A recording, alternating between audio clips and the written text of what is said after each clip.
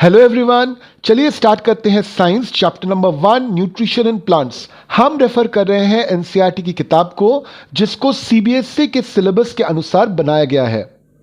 तो हम क्या करने वाले हैं कि इस पर्टिकुलर चैप्टर में हम पूरे चीज को हम 5 भाग में पढ़ेंगे। The first part will be mode of nutrition in plants, the second part would be photosynthesis food making process in plants, third part रहेगा other modes of nutrition in plants, चौथा रहेगा saprophytes, and fifth one would be how nutrients are replenished in the soil. उसके बाद हम चले जाएंगे इस particular chapter के क्वेश्चन आंसर पे। तो चलिए बुक के लाइन बाय लाइन रीडिंग को हम पढ़ते हैं और आसानी से समझते हैं कि इस पर्टिकुलर चैप्टर में है क्या। In class 6th, you learned that food is essential for all living organisms. You also learned that carbohydrates, proteins, fats, vitamins, and minerals are the components of food. These components of food are called nutrients and thus are necessary for our body. कोई भी food जो है उसमें 5 main nutrients रहते हैं। एक है carbohydrate, protein, fats, vitamins and minerals. इन सब चीज़ों को हम न्यूट्रिएंट इसलिए बोलते हैं क्योंकि ये चीज़ें हमारे डेवलपमेंट ऑफ बॉडी के लिए, हमारे बॉडी के रिपेयर के लिए, हमारे बॉडी के ग्रोथ के लिए बहुत ज़्यादा एसेंशियल है। All living beings require food. Plants can synthesize food for themselves, but animals, including humans, cannot. They get it from plants or animals that eat plants. Thus, humans and animals are directly or indirectly dependent on plants. हमको पता है कि plants में एक process होती है जिसका नाम होता है फोटोसिंथेसिस, जिसके जरिए प्लांट्स जो है वो खाना तैयार कर सकती हैं या फूड तैयार कर सकती हैं। मगर जो एनिमल्स होते हैं उनके पास फोटोसिंथेसिस की प्रक्रिया नहीं होती, जिसके वजह से वो किसी भी तरह से या तो डायरेक्टली या तो इनडायरेक्टली प्लांट्स पे डिपेंडेंट होते हैं फॉर फूड। तो अब चले आते हैं पहले वाले पोर्शन पे, that is mode of nutrition in plants. Plants are the only organisms that can prepare food for themselves by using water, carbon dioxide and minerals. The raw materials are present in their surroundings. हमको पता है कि plants जब photosynthesis करते हैं तो उनको कुछ चीज़ें चाहिए होती हैं एज अ रॉ मटेरियल। तो वो चीज़ें कौन कौन सी है? पहला तो है वाटर, जो उसको सॉइल से मिल जाता है। दूसरा है कार्बन डाइऑक्साइड, जो उसको एयर से मिल जाता है। तीसरा है मिनरल्स, मिनरल्स भी उसको सॉइल से मिल जाते हैं। यानी कि प्लांट्स को फोटोसिंथेसिस करने के लिए जो रॉ मटेरियल्स चाहिए वो पूरी तरह से उसके सराउंडिंग्स में ही प्रेजेंट रहते हैं। साथ में आपको भूलना नहीं है कि फोटोसिंथेसिस करते समय प्लांट्स को सनलाइट की भी जरूरत पड़ती है। ऑब्वियसली सनलाइट भी उसको एटमॉस्फेयर से मिल जाता है। The nutrients enable living organisms to build their bodies, to grow, to repair damaged parts of their bodies, and provide the energy to carry out life processes. Nutrition is the mode of taking food by an organism and its utilization by the body. The mode of nutrition in which organisms make food themselves from simple substances is known as autotrophic mode या फिर autotrophic nutrition. Therefore, plants are called autotrophs. Animals and most other organisms take in food prepared by plants, so they are called the heterotrophs या फिर वहां पे heterotrophic nutrition है। तो अब ये जो न्यूट्रिएंट है, ये न्यूट्रिएंट हमको क्यों चाहिए? ये न्यूट्रिएंट हमको चाहिए because nutrients build our bodies. हमारे बॉडी में जितने भी सेल्स होते हैं वो सभी के सभी न्यूट्रिएंट्स के जरिए ही बनते हैं। हमारे बॉडी को न्यूट्रिएंट चाहिए क्योंकि हमको ग्रोथ चाहिए, और साथ में हमारे जितने भी सेल्स होते हैं जो टाइम टू टाइम डैमेज होते रहते हैं, उनके रिपेयर के लिए भी हमको न्यूट्रिशन चाहिए। अब ये न्यूट्रिशन टर्म है क्या? न्यूट्रिशन का मतलब क्या है? तो यहां पे क्लियरली आपके बुक में उसका डेफिनेशन दिया हुआ है कि nutrition is the mode of taking food by an organism and its utilisation by the body. यानी कि जिस पर्टिकुलर प्रोसेस से आप खाना खाते हो या कोई भी एनिमल या कोई भी लिविंग बीइंग खाना खाता है, और साथ में जिस तरह से उस खाने को उसका बॉडी यूज करता है, उसको हम बोलते हैं न्यूट्रिशन। तो अगर इस हिसाब से देखें तो दो तरह के न्यूट्रिशन बनेंगे, एक है ऑटोट्रॉफिक और दूसरा है हेटेरोट्रॉफिक न्यूट्रिशन। ऑटोट्रॉफिक न्यूट्रिशन में क्या होता है कि ऑर्गेनिज्म जो है वो अपना खाना खुद तैयार कर सकता है एकदम सिंपल सब्सटेंसेस से। तो प्लांट्स चूंकि खाना खुद बनाते हैं तो उनको हम बोलते हैं ऑटोट्रॉफ्स, या फिर उनके न्यूट्रिशन को हम बोलते हैं ऑटोट्रॉफिक न्यूट्रिशन। दूसरी कैटेगरी है हेट्रोट्रॉफ्स की। हेट्रोट्रॉफ्स वो लिविंग ऑर्गेनिजम्स हैं या फिर वो लिविंग बींग्स हैं जो अपना खाना खुद नहीं तैयार कर सकते, उनको किसी न किसी तरह से या तो डायरेक्टली या तो इनडायरेक्टली प्लांट्स पे डिपेंड करना होता है फॉर देयर न्यूट्रिशन। तो इस तरह के न्यूट्रिशन जो हेट्रोट्रॉफ्स में हमको देखने को मिलता है उसको हम हेट्रोट्रॉफिक न्यूट्रिशन भी कहते हैं। Now we may ask where the food factories of plants are located, whether the food is made in all parts of plants or in certain parts only. How do plants obtain raw materials from the surroundings? How do they transport them to the food factories of the plants? तो एक जाहिर सी बात है कि अगर कोई plant food बनाता है तो फूड कहाँ पे बनाता है? तो जहां पे प्लांट फूड बनाता होगा तो चलिए उस जगह को हम बोलते हैं फूड फैक्ट्री। तो ये फूड फैक्ट्री कहां पे है? क्या एक प्लांट पूरे शरीर से फूड बनाता है या फिर किसी एक पर्टिकुलर ऑर्गन से, एक पर्टिकुलर पार्ट से फूड बनाता है?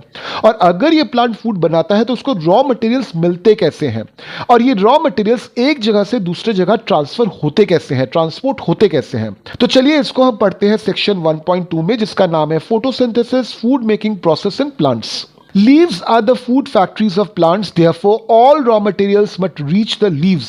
Water and minerals present in the soil are absorbed by the roots and transported to the leaves. Carbon dioxide is taken from air through tiny pores present on surface of leaves. These pores surrounded by guard cells.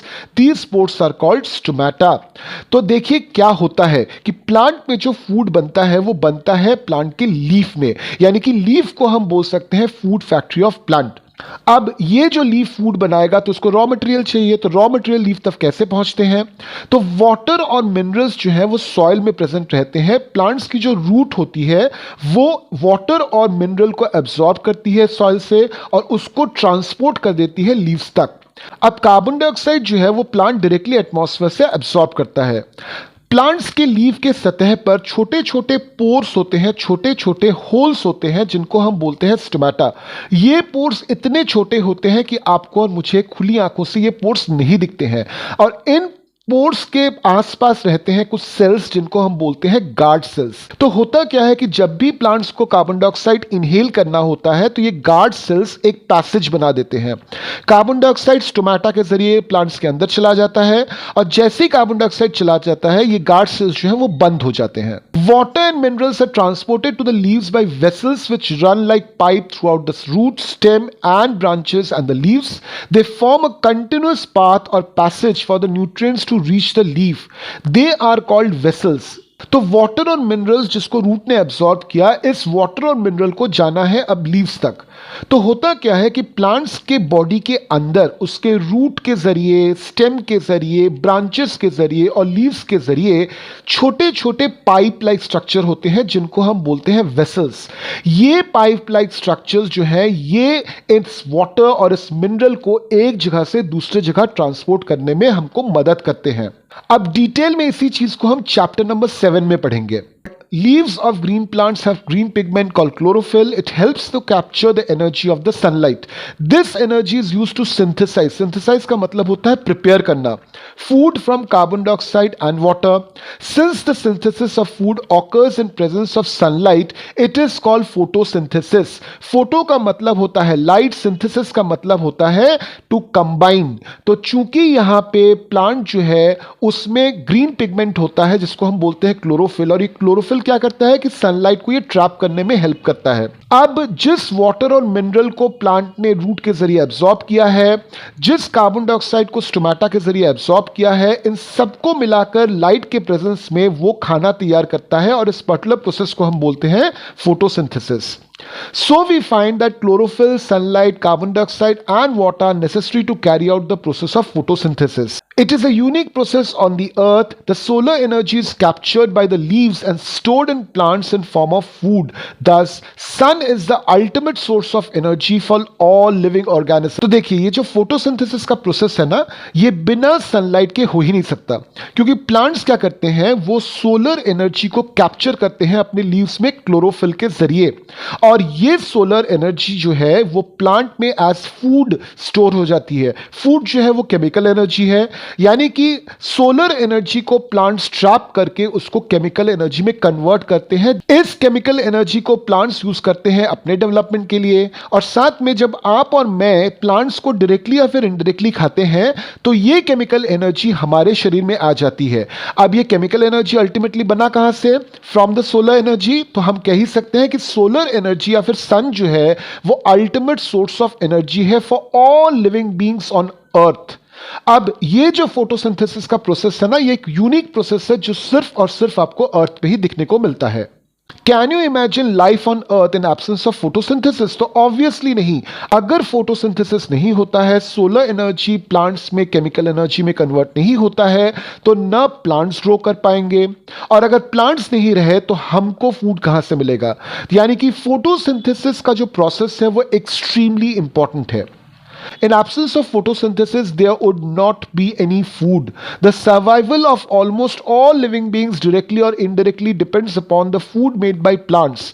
Besides, oxygen, which is essential for the survival of all organisms, is produced during photosynthesis. In absence of photosynthesis, life would be impossible on earth. तो यहाँ पे देखिए एक equation बनी हुई है, जिस equation में बताया गया है कि एग्जैक्टली फोटोसिंथेसिस में होता क्या है।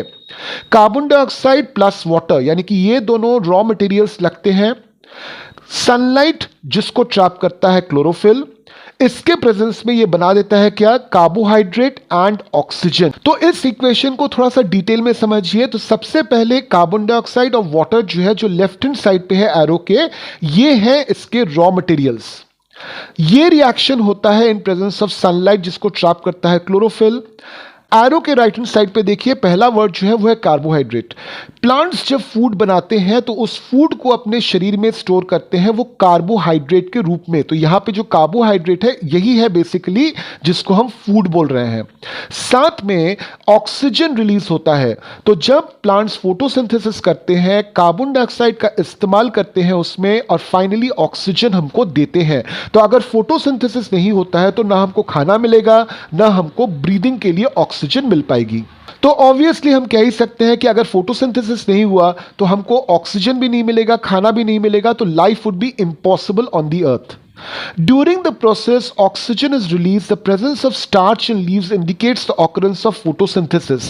Starch is also a carbohydrate. अब देखिए कार्बोहाइड्रेट जो होते हैं ना, बहुत तरह के होते हैं। उनमें से एक पर्टिकुलर टाइप है जिसको हम बोलते हैं स्टार्च। ग्रीन प्लांट के पत्ते में आपको स्टार्च की प्रेजेंस मिल जाएगी, जो ये प्रूव करता है कि उस पर्टिकुलर पत्ते में फोटोसिंथेसिस हुआ है। अब यहां पे देखिए फिगर 1.3 बना हुआ है जो है diagram showing the process of photosynthesis. तो जब आपको क्वेश्चन आता है एग्जाम में व्हाट इज फोटोसिंथेसिस, तो आपने पूरा एक्सप्लेनेशन लिखा, साथ में अगर आप ये डायग्राम ड्रॉ कर देते हो तो आपको मार्क्स जो है वो पूरे मिलेंगे।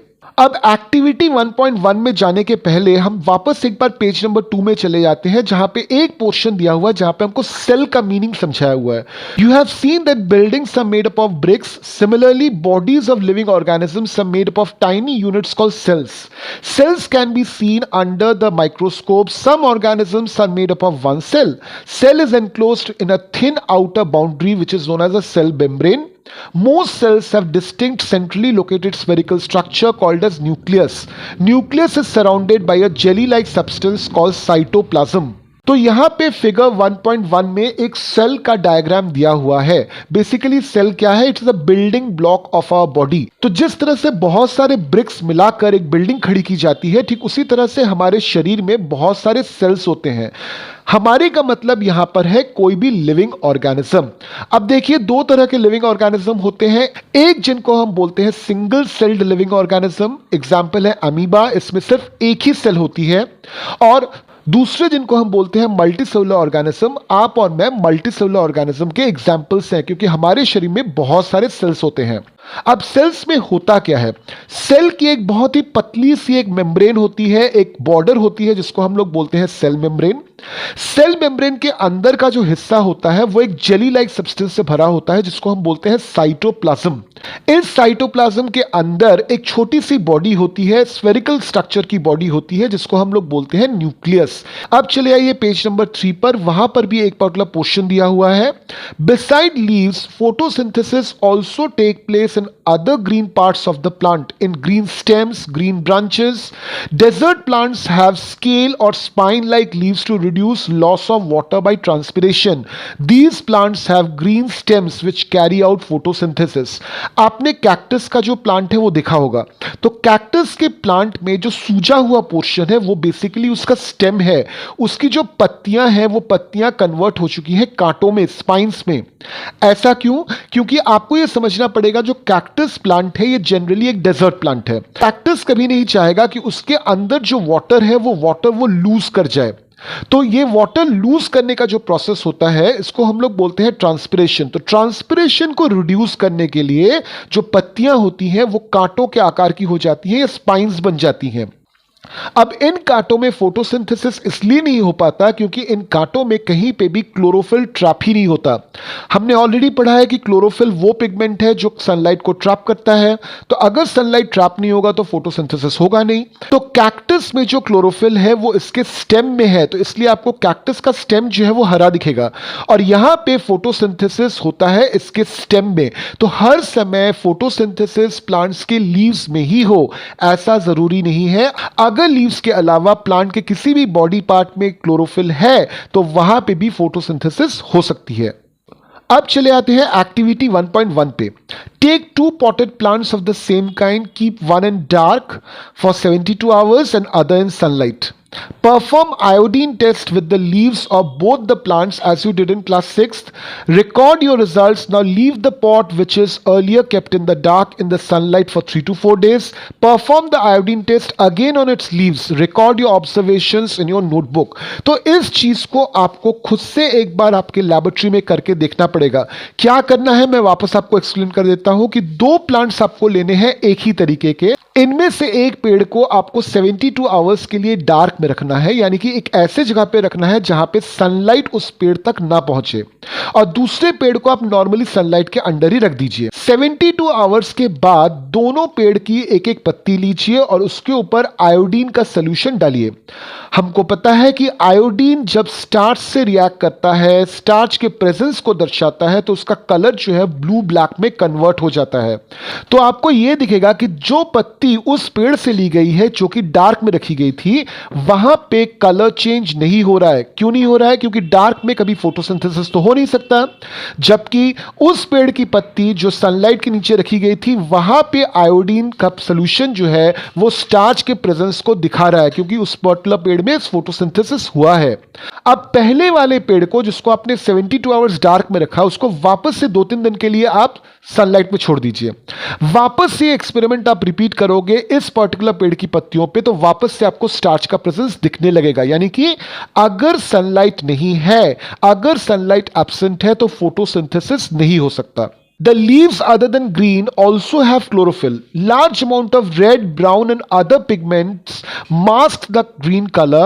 Photosynthesis takes place in these leaves also. Figure 1.4 में देखिए, यहाँ पे कुछ पत्तियां आपको दिखाई जा रही हैं। इन पत्तियों में गौर से देखिए, हर एक पत्ती का कलर जो है वो पूरी तरह से ग्रीन नहीं है। देखिए, प्लांट्स के पत्तियों में तरह तरह के पिगमेंट्स होते हैं जिनका अलग अलग रंग होता है। जो पिगमेंट उस पत्ती में ज्यादा क्वांटिटी में है उस पत्ती का जो कलर है उसी अनुसार हो जाता है। इसका मतलब ये नहीं कि उस पत्ती में क्लोरोफिल नहीं है, क्लोरोफिल है, मगर जो दूसरा पिगमेंट है उसका रंग जो है क्लोरोफिल के रंग के ऊपर भारी पड़ रहा है, इसलिए वो पत्ता जो है वो अलग रंग का दिख रहा है आपको। You often see slimy green patches in ponds or stagnant water bodies. These are generally formed by the growth of organisms called algae. Can you guess why algae is green in color? They contain chlorophyll, which gives them green color. Algae can also prepare their own food by photosynthesis. तो आपने देखा होगा कि जहां पे भी water body होती है, जहां पे भी पानी थोड़ा सा ठहर जाता है, तो वहां पे हरे रंग के छोटे छोटे पेड़ जैसे चीजें उगने लगती हैं। इन चीजों को हम बोलते हैं एल्गी। ऑब्वियसली इसका कलर ग्रीन है, इसका मतलब क्या कि इसमें क्लोरोफिल है। तो एल्गी भी अपना फोटोसिंथेसिस करता है, एल्गी भी फोटोसिंथेसिस के जरिए ही अपना फूड जो है वो तैयार करता है। अब देखते हैं synthesis of plant food other than carbohydrate. You must have learn that plant synthesise carbohydrates through the process of photosynthesis. The carbohydrates are made up of carbon, hydrogen and oxygen. These are used to synthesize other components of food such as proteins and fats. But proteins are nitrogenous substances which contain nitrogen. So from where did the plant get nitrogen? तो plants के जरिए हम nutrients पाते हैं। अगर आप देखोगे photosynthesis के इक्वेशन को, तो वहां पे हम सिर्फ कार्बोहाइड्रेट की बात कर रहे हैं। कार्बोहाइड्रेट बेसिकली बनते हैं कार्बन से, हाइड्रोजन से और ऑक्सीजन से। प्लांट्स हमको प्रोटीन भी प्रोवाइड करता है, मगर प्रोटीन में कार्बन, हाइड्रोजन, ऑक्सीजन के अलावा नाइट्रोजन भी होता है। तो सवाल ये उठता है कि प्लांट्स को ये नाइट्रोजन मिला कहां से? Recall that nitrogen is present in abundance in gaseous form in air. However, plants cannot absorb nitrogen in this form. Soil has certain bacteria that convert gaseous nitrogen into usable form and release it into soil. These are absorbed by plants along with water. Also, you might have seen farmers adding fertilizers rich in nitrogen to the soil. In this way, the plants fulfill their requirement of nitrogen along with other constituents. Plants can then synthesize proteins and vitamins. तो vitamins और proteins को synthesise करने के लिए या बनाने के लिए नाइट्रोजन की आवश्यकता है। नाइट्रोजन हमारे एटमॉस्फेयर में भर भर के है। इनफैक्ट सबसे ज्यादा हमारे एटमॉस्फेयर में नाइट्रोजन ही है, मगर ये प्लांट्स जो है वो नाइट्रोजन को डायरेक्टली एटमॉस्फेयर से एब्जॉर्ब नहीं कर पाते। तो होता क्या है कि सॉइल में एक बैक्टीरिया होता है जिसको हम बोलते हैं राइजोबियम, जिसके बारे में डिटेल में आप बाद में पढ़ने वाले हो। ये बैक्टीरिया क्या करता है? एटमॉस्फेरिक नाइट्रोजन को एब्जॉर्ब करता है और उसको कन्वर्ट करता है इनटू अ फॉर्म जिसको हम बोलते हैं नाइट्रेट। ये नाइट्रेट जो है ये वाटर सॉल्युबल होता है और ये आसानी से सॉइल और वाटर में घुल जाता है। रूट जब इस पर्टिकुलर वाटर को एब्जॉर्ब करता है जिसमें नाइट्रोजन है, तो प्लांट को नाइट्रोजन मिल जाती है। आपने बहुत समय देखा होगा कि खेतों में फर्टिलाइजर्स डाले जाते हैं। फर्टिलाइजर जो होता है वो रिच इन नाइट्रोजन होता है। अब चलते हैं थर्ड पार्ट पे, that is other modes of nutrition in plants. Plants का मतलब ही वो ग्रीन प्लांट हो ऐसा कोई जरूरी नहीं है। बहुत सारे ऐसे प्लांट्स हैं जिनमें कोई क्लोरोफिल नहीं होता। एट द सेम टाइम बहुत सारे ऐसे ग्रीन प्लांट्स भी होते हैं जो अपना न्यूट्रिशन पूरी तरह से फोटोसिंथेसिस से जुगाड़ नहीं कर सकते। तो इस पर्टिकुलर सेक्शन में ऐसे पेड़ों के बारे में, ऐसे प्लांट्स के बारे में हम पढ़ने वाले हैं। There are some plants which do not have chlorophyll. They cannot synthesize food. How do they survive from, and where do they derive nutrition from? Like humans and animals, such plants depend upon food produced by other plants. They use the heterotrophic mode of nutrition. अब देखिए figure 1.5 में यहां पे आपको Cuscuta, यानी कि हिंदी में जिसको बोलते हैं अमरबेल, वो वाला प्लांट आपको दिख जाएगा जो पीले रंग का है, येलो कलर का है। It takes ready-made food from the plant on which it is climbing. The plant on which it climbs is known as host. Since it deprives the host of valuable nutrients, Cascata is called parasite. Are we and other animals also a kind of parasites? What do you think about it? Discuss with your teacher. तो देखिए ये जो plant है Cuscuta, ये एक parasite है। Parasite का मतलब होता है any living organism which derives its food from another living organism. तो यहाँ पे ये जो कसकटा प्लांट है वो जिस प्लांट पे ग्रो कर रहा है वो उसका होस्ट है। तो कसकटा क्या करता है कि अपने होस्ट से वो न्यूट्रिशन को चुरा लेता है, यानी कि होस्ट ने जो फोटोसिंथेसिस करके न्यूट्रिशन बनाया उस न्यूट्रिशन को कसकटा वहां से चुरा लेता है और इस तरह से वो होस्ट प्लांट का नुकसान करता है। इस तरह के लिविंग ऑर्गेनिज्म को बोलते हैं पैरासाइट्स, यानी कि कसकटा जो है दैट इज अ पैरासाइट। अब यहां पे एक बहुत इंपॉर्टेंट क्वेश्चन पूछा गया है कि क्या हम और जितने भी दूसरे एनिमल्स हैं सभी के सभी पैरासाइट्स हैं? बिल्कुल नहीं। सपोज आपने आम खाया, तो आम की जो गुठली है वो आप फेंकोगे तो उसमें से तो दूसरा प्लांट निकल के आएगा ना। तो हम क्या कर रहे हैं, हम प्लांट्स को कंज्यूम जरूर कर रहे हैं मगर उसका नुकसान नहीं कर रहे हैं। हम जब मैंगो ट्री से मैंगो तोड़ लेते हैं तो उससे बाकी प्लांट को नुकसान नहीं होता। So we are not harming the plant और हार्मिंग द होस्ट। अब पैरासाइट्स की अगर हम बात करें तो हमको बहुत सारे पैरासाइट्स मिल जाएंगे, जैसे मॉस्क्यूटो, बेड बग, लाइस, लीचेस। ये सभी के सभी अपने होस्ट के खून को सक कर लेते हैं, यानी कि चूस लेते हैं। तो इससे क्या होता है कि होस्ट का नुकसान होता है। So all these things are basically parasites. अब चलिए देखते हैं इंसेक्टिवोरस प्लांट्स को। Have you ever heard or seen a plant that can eat animals? There are few plants which can trap insects and digest them. Is it not amazing? Such plants may be green or of some other color. अब figure 1.6 को देखिए, यहां पे आपको एक pitcher plant मिल जाएगा। The pitcher like or jug like structure is the modified part of the leaf. The apex of the leaf forms a lid which can open and close the mouth of the pitcher. Inside the pitcher there are hair which is directed downwards. तो होता क्या है कि ये जो pitcher plant है, इसमें जो पिक्चर जैसा स्ट्रक्चर या फिर घड़े जैसा स्ट्रक्चर आपको दिख रहा है, this is basically a modified leaf. Leaf का जो ऊपरी हिस्सा होता है जिसको हम एपेक्स बोलते हैं, उसका बन जाता है लिड। इस पर्टिकुलर पिक्चर के अंदर हेयर लाइक स्ट्रक्चर्स होते हैं। अब देखिए किस तरह से ये इंसेक्ट को पकड़ता है। When an insect lands in the pitcher, the lid closes and the trapped insect gets entangled into the hair. The lid closes and the insect is trapped. The insect is digested by the digestive juices secreted in the pitcher and its nutrients are absorbed. Such insect-eating plants are called insectivorous plants. तो होता क्या है कि अगर कोई छोटा सा insect इस पिक्चर के अंदर चला जाए तो तुरंत जो लिड है वो बंद हो जाता है। वो इंसेक्ट अंदर का जो हेयर लाइक स्ट्रक्चर है उसमें पूरी तरह से जकड़ जाता है, वो अपने आप को वहां से निकाल नहीं पाता, पूरी तरह से उसके अंदर कैद हो जाता है। अब पिक्चर का जो अंदरूनी भाग है वहां से कुछ डाइजेस्टिव जूसेस निकलते हैं, जो डाइजेस्टिव जूसेस इस इंसेक्ट को पूरी तरह से मार देते हैं और उसके शरीर में जितना भी न्यूट्रिएंट है सबका सब चूस लेते हैं। तो इसलिए हम पिक्चर प्लांट को इंसेक्टिवोरस प्लांट बोलते हैं। मगर सवाल यह है कि अगर आप इस पर्टिकुलर डायग्राम को बहुत ध्यान से देखोगे तो आपको दिखेगा कि ये पिक्चर प्लांट जो है ये भी एक ग्रीन प्लांट है। तो अगर पिक्चर प्लांट ऑलरेडी एक ग्रीन प्लांट है, यानी कि उसके अंदर फोटोसिंथेसिस हो रहा है, तो क्या जरूरत थी उसको इंसेक्ट को पकड़ने की? रीजन ये है कि पिक्चर प्लांट वगैरह ये जितने भी इंसेक्टिवोरस प्लांट्स हैं वो उस जगह पे पाए जाते हैं जहां पे सॉइल में नाइट्रोजन की मात्रा बहुत कम है। अब नाइट्रोजन तो प्लांट को चाहिए क्योंकि नाइट्रोजन इंपॉर्टेंट है प्रोटीन बनाने में। अब चूंकि जो है नाइट्रोजन प्लांट को डायरेक्टली सॉइल से नहीं मिल रहा है, तो वो क्या करता है, वो इंसेक्टिवोरस बन जाता है। क्योंकि इंसेक्ट्स के बॉडी में नाइट्रोजन होती है, क्योंकि इंसेक्ट के बॉडी में प्रोटीन होती है। तो जब पिक्चर प्लांट एक इंसेक्ट को पकड़ लेता है, उससे उसका न्यूट्रिएंट चूस लेता है, तो उसको प्रोटीन मिल जाता है, यानी कि उसको नाइट्रोजन मिल जाता है उस इंसेक्ट से। तो इसीलिए हम देखते हैं कि ग्रीन प्लांट होने के बावजूद, यानी कि फोटोसिंथेसिस करने के बावजूद भी पिक्चर प्लांट एक इंसेक्टिवोरस प्लांट है। अब चले आते हैं फोर्थ पोर्शन पे, जहां पे हम पढ़ने वाले हैं सैप्रोफाइट्स के बारे में।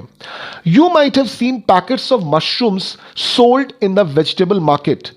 You might have also seen fluffy umbrella-like patches growing in the moist soil or on the rotting wood during the rainy season.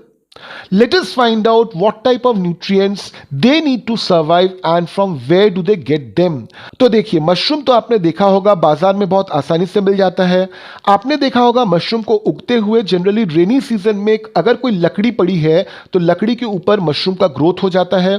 तो मशरूम जो है ये भी एक प्लांट है, मगर यहाँ पे इसमें कोई क्लोरोफिल नहीं है, तो फोटोसिंथेसिस नहीं हो पा रहा है। इस तरह के प्लांट्स को हम लोग बोलते हैं सैप्रोफाइट्स। तो चलिए समझ लेते हैं कि ये सैप्रोफाइटिक न्यूट्रिशन क्या चीज है। इसके लिए आपको देखना पड़ेगा activity 1.2। Take a piece of bread and moisten it with water, leave it in moist warm place for 2 or 3 days or until fluffy patches appear on them. What is the color of these patches? Observe patches under microscope or the magnifying glass. Write down your observations in a notebook. You will see cotton like threads spread on the piece of bread. एक bread लीजिए, उसको थोड़ा सा गीला कर दीजिए, 2-3 दिन तक उसको ऐसे एक जगह पे रख दीजिए जहां पे उसको काफी मॉइस्चर मिलता रहे और वो जगह थोड़ी सी गर्म हो। आप देखोगे कि उस ब्रेड के ऊपर इन 2-3 दिनों में कुछ पैचेस आ गए हैं, कुछ थ्रेड लाइक स्ट्रक्चर्स बन गए हैं। इनको आप आसानी से माइक्रोस्कोप या फिर मैग्नीफाइंग ग्लास के सहारे देख सकते हो। These organisms are called fungi. They have different mode of nutrition. They absorb nutrients from the bread. This mode of nutrition in which organism takes a nutrient from dead and decaying matter is called as saprophytic nutrition. Such organisms with saprophytic mode of nutrition are called saprophytes. Fungi also grows on pickle, leather, clothes and other articles that are left in hot and humid weather for a long time. During the rainy season, they spoil many things. Ask your parents about the menace of fungi in your house. तो ये जो bread पे आपका organism आपको दिख रहा है under microscope या फिर अंडर द मैग्नीफाइंग ग्लास, इसको हम बोलते हैं फंगाई। फंगाई एक ऐसा ऑर्गेनिज्म है जिसको न्यूट्रिशन कहां से मिली? इस ब्रेड से मिली। तो ऐसा एक ऑर्गेनिज्म जिसको मिलता है nutrition from dead and decaying matter, उसको हम लोग बोलते हैं सैप्रोट्रोप्स। और इस तरह के न्यूट्रिशन को हम लोग बोलते हैं सैप्रोट्रोपिक न्यूट्रिशन। तो फंगाई जो है, इसमें हम क्या देख रहे हैं कि सैप्रोट्रोपिक न्यूट्रिशन है, ये खुद एक सैप्रोट्रोफ है। ठीक उसी तरह से मशरूम भी जो है वो एक सैप्रोट्रोफ है, क्योंकि मशरूम का ग्रोथ कहां पे होता है? लकड़ी पर। जनरली बरसात के मौसम में अगर कोई लकड़ी पड़ी होती है तो उस पर पानी गिरता रहता है, वो मॉइस्ट रहता है। रेनी सीजन के समय ऐसे ही टेम्परेचर थोड़ा सा हाई रहता है, तो ये कंडीशन एकदम फेवरेबल है मशरूम के ग्रोथ के लिए। और मशरूम को जो है वो न्यूट्रिशन कहां मिल रहा है? इस dead and decaying log of wood से मिल रहा है। यानी कि मशरूम भी जो है एक सैप्रोट्रोफ है। ठीक उसी तरह से आपने नोटिस किया होगा कि रेनी सीजन के दौरान जो घर पे अचार बनना रहता है या फिर लेदर का कोई सामान रहता है, कपड़े रहते हैं, उन चीजों में फंगस का ग्रोथ हो जाता है। और अगर फंगस का ग्रोथ होता है तो फंगस के ग्रोथ के कारण ये चीजें बिगड़ भी सकती हैं। सैप्रोट्रोप्स में एक बहुत इंपॉर्टेंट बात है कि इनमें कोई क्लोरोफिल नहीं होता, ये किसी भी तरह से फोटोसिंथेसिस नहीं कर पाते। Fungal spores are generally present in air. When they land on wet and warm things, they germinate and grow. तो obviously आपके दिमाग में ये सवाल आता होगा कि फंगस जो है रेनी सीजन में अचानक आ कहां से जाता है? तो देखिए, फंगस जो है वो काफी छोटा होता है। इसके छोटे छोटे कण जो होते हैं, स्पोर्स जो होते हैं, वो हवा में तैरते रहते हैं। जब भी उनको कोई वेट एंड वार्म जगह मिल जाती है, वो वहां पे इकट्ठे हो जाते हैं, जमा हो जाते हैं और वहीं से वो ग्रो करना शुरू कर जाते हैं। फंगस के वजह से बहुत सारी डिजीजेस भी होती हैं जिनको हम फंगल डिजीजेस कहते हैं। Generally skin diseases fungal diseases होती हैं। Some organisms live together and share both shelter and nutrients. This relationship is called symbiosis. For example, certain fungi live inside the root of plants. The plant provides nutrients to the fungus, and in return, the fungus provides water and certain nutrients. In organisms like lichens, a chlorophyll-containing partner, which is algae and fungus, live together. The fungus provides shelter, water and minerals to the alga, and in return the alga prepares and provides food to the fungus. तो बहुत सारे cases में आप देखोगे कि दो living organisms एक साथ इकट्ठे रह रहे हैं, ऐसे रह रहे हैं कि दोनों एक दूसरे का भला करते हैं। इस तरह के रिलेशनशिप को हम बोलते हैं सिम्बायोसिस। आपके बुक में 2 एग्जाम्पल्स दिए हुए हैं। एक तो बताया गया कि कुछ ऐसे पेड़ होते हैं कि जिनके रूट में फंगस होता है।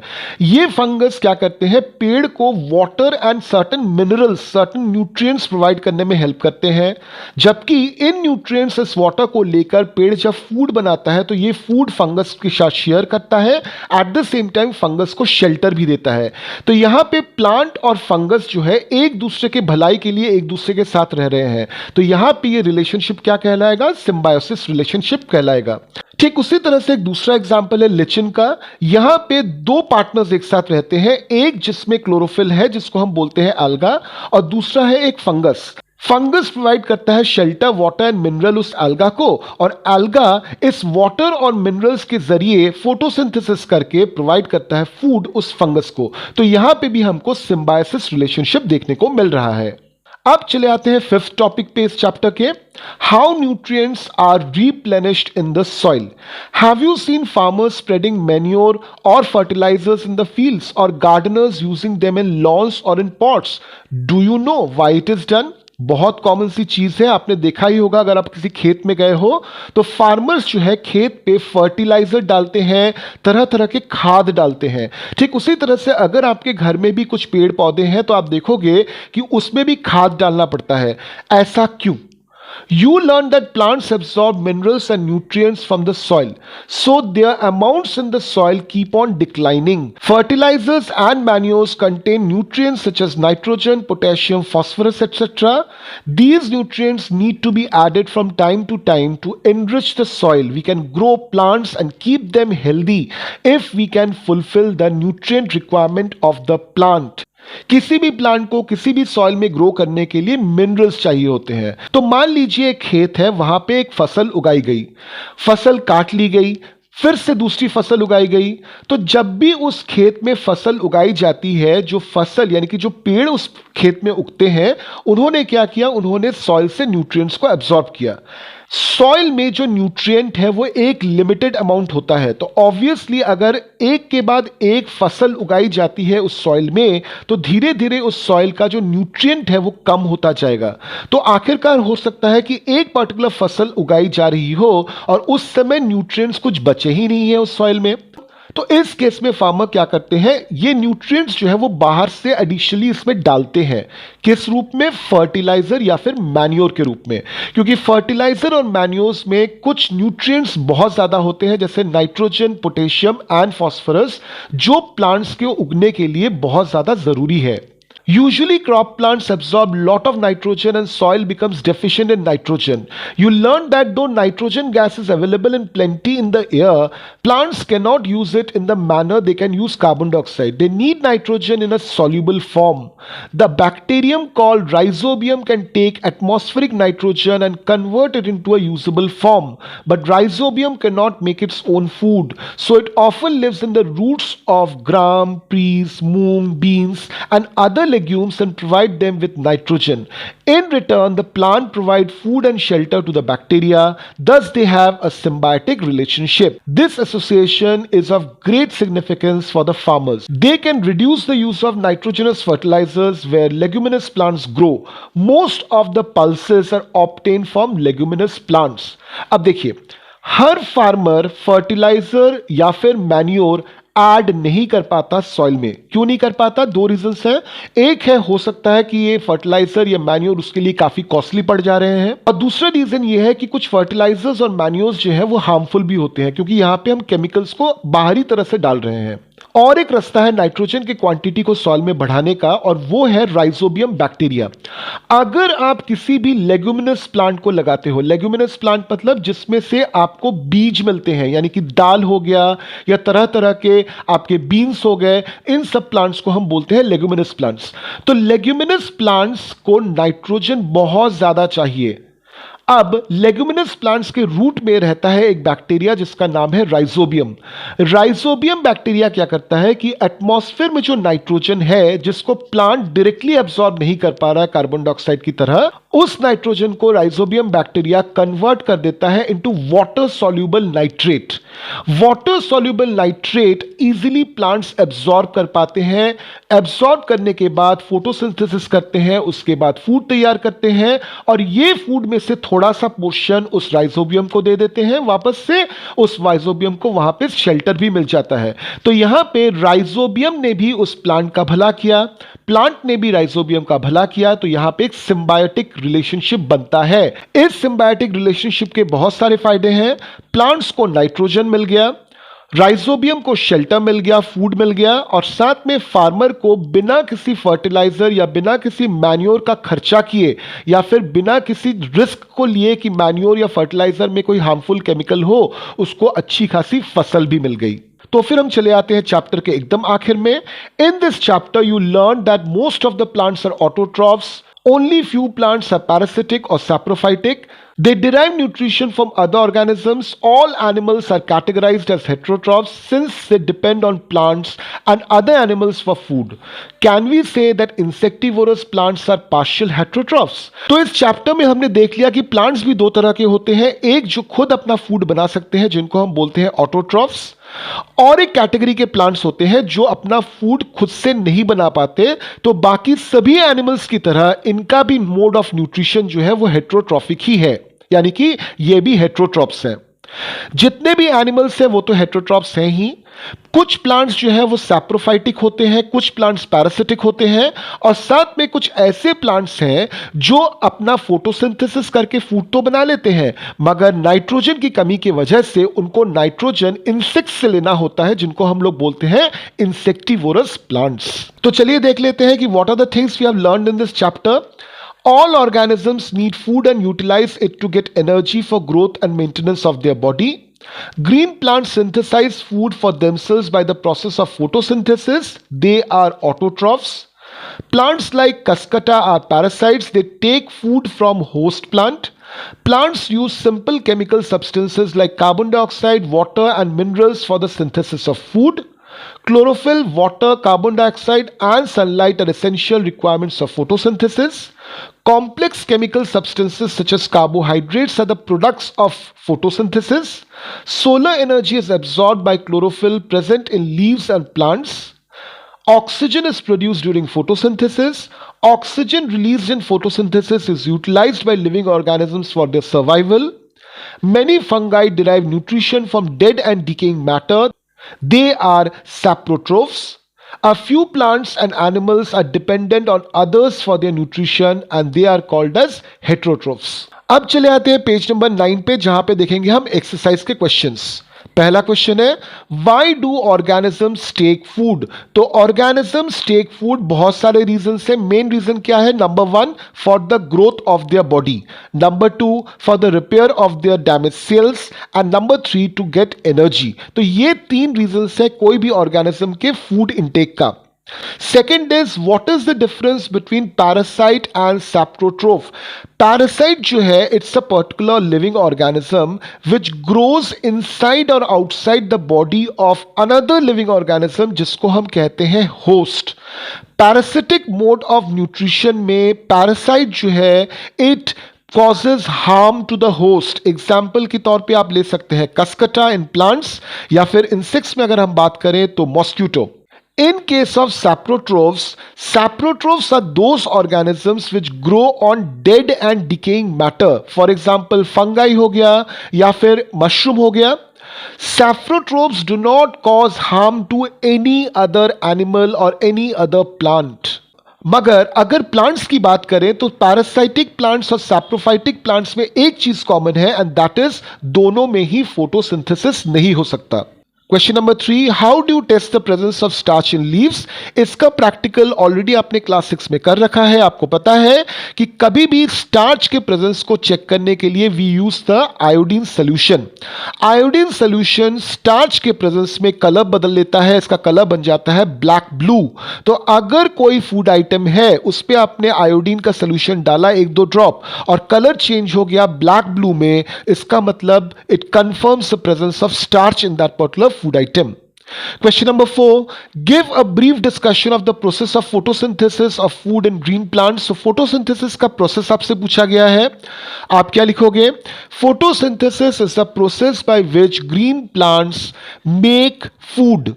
ओके, अब फूड बनाने के लिए what are the raw materials that are required, वो आपको मेंशन करना है। तो रॉ मटेरियल्स कौन कौन से हैं?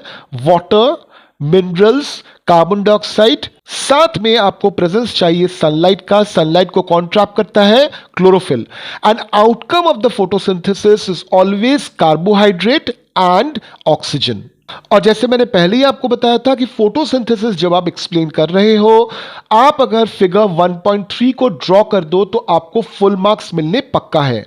चले आते हैं क्वेश्चन नंबर 5 पर। Show with the help of sketch that plants are ultimate source of food. तो देखिए, मैंने आपके लिए एक डायग्राम बना के दिखाया है। इस डायग्राम को हम लोग बोलते हैं फूड चेन। बहुत गौर से देखिए, यहां पे प्लांट जो है वो एक्चुअल सोर्स ऑफ फूड है, और जितने भी बाकी एनिमल्स हैं जो इस प्लांट को डायरेक्टली या इनडायरेक्टली कंज्यूम कर रहे हैं, ये जितने भी एनिमल्स हैं ये सभी के सभी हेट्रोट्रोफ्स हैं। चले आते हैं क्वेश्चन नंबर 6 पे, जहां पे है fill in the blanks. A, green plants are called dash since they synthesise their own food. क्या होगा इसका answer? Autotroph. B, the food synthesised by plants is stored as इसका आंसर क्या होगा? आपने अभी इक्वेशन देखा था, it is carbohydrate. C, in photosynthesis solar energy is absorbed by the pigment called, तो हरे रंग का पिगमेंट क्या होता है? Chlorophyll. D, during photosynthesis plants take in dash and release dash gas, तो obviously it takes in carbon dioxide and it releases oxygen gas. Question number 7 देखिए, name the following. Number 1, parasitic plant with yellow slender and branched stem, ये है Cuscuta. Number 2, a plant that is partially autotrophic, example pitcher plant। Number 3, the pores through which leaves exchange gases, क्या होगा इसका answer? Stomata. चलिए आइए 8 पर, tick the correct answer. ए देखिए, Cuscuta is an example of, तो कसकटा किसका example है? किस तरह का प्लांट है ये? पैरासिटिक प्लांट है। Number B, the plant which traps and feeds on insects is, तो यहां पे देखिए जितने भी ऑप्शंस आपको दिए हुए प्लांट्स के, कौन सा इंसेक्टिवोरस प्लांट है? तो obviously it's a pitcher plant. चलिए आइए क्वेश्चन नंबर 9 पर, मैच कॉलम 1 विद कॉलम 2। चलिए मैचिंग करते हैं।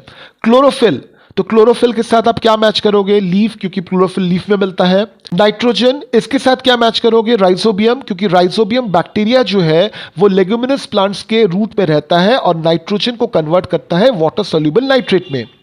कसकटा किस तरह का प्लांट है? पैरासिटिक। एनिमल्स क्या होते हैं? हेट्रोट्रोफ्स। इंसेक्ट्स कहां पे कैच होते हैं? पिचर प्लांट में। चलिए आते हैं क्वेश्चन नंबर 10 में, यहां पे आपको ट्रू या फॉल्स बताना है। चलिए करते हैं इसको।